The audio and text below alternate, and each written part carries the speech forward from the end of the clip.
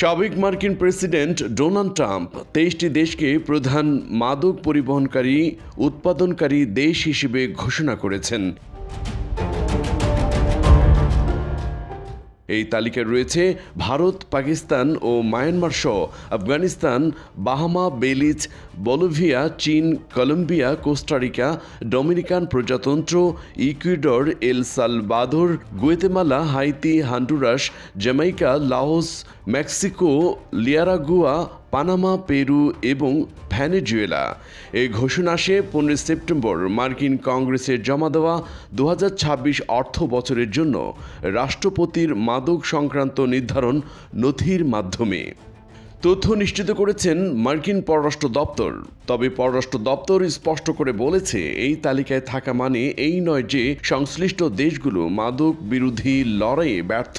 তালিকায় অন্তর্ভুক্তির পেছনে রয়েছে ভৌগোলিক, বাণিজ্যিক এবং অর্থনৈতিক নানা বাস্তবতা। এমন কড়া আইন প্রয়োগ ও নিয়ন্ত্রণে থাকা সত্ত্বেও এসব দেশে মাদক উৎপাদন ও পাচার চলতে পারে বলে জানান যুক্তরাষ্ট্র। বিশেষভাবে Trump Afghanistan, Bolivia, Myanmar, Colombia এবং ভেনেজুয়েলাকে আন্তর্জাতিক মাদক বিরোধী বাধ্যকতা পূরণে ব্যর্থ বলে অভিহিত করেছেন।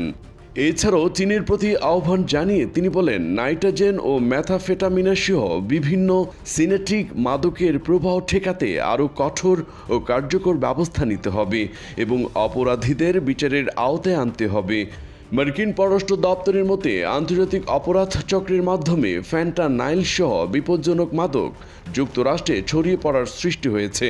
এই মাদকদ্রব্য এখনও 18 থেকে 44 বছর বয়সী আমেরিকানদের মৃত্যুর প্রধান কারণ হয়ে দাঁড়িয়েছে। বিশ্বজুড়ে ছড়িয়ে পড়া মাদকের ভয়াবহতা এবং তা ঠেকাতে আন্তর্জাতিক সহযোগিতার প্রয়োজনীয়তা আবারও সামনে আনল যুক্তরাষ্ট্রের এই তালিকা।